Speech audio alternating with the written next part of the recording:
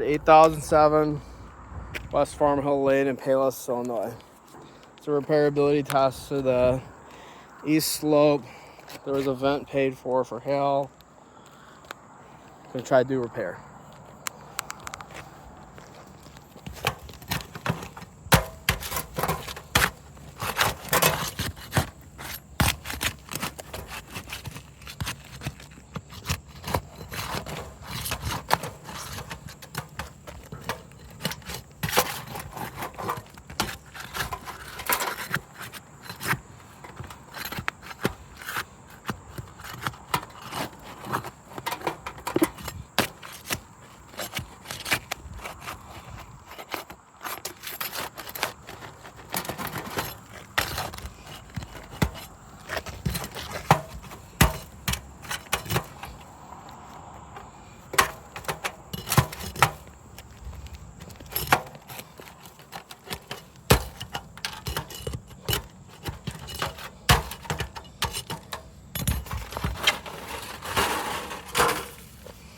All right, so in that process, we cracked the shingle